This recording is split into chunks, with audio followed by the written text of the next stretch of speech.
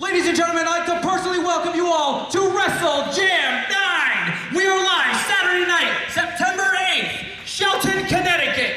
Are you fans ready for the biggest event Connecticut has ever seen?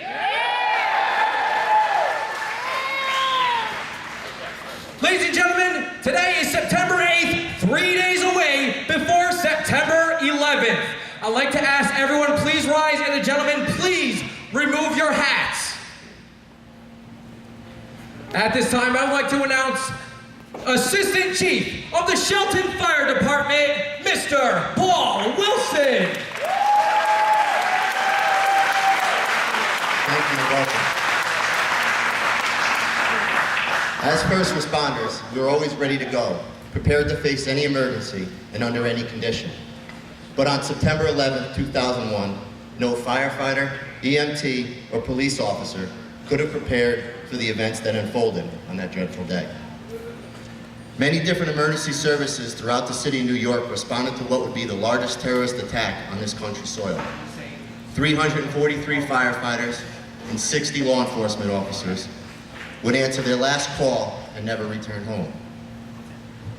As we approach the 11th anniversary of what is now known as Patriots Day, we gather here to remember the nearly 3,000 people who lost their lives in New York and the Pentagon. We must also remember the victims on board Flight 93 that crashed in Shanksville, Pennsylvania. Lest we not forget the heroes that prevented this plane from reaching its target at our nation's capital.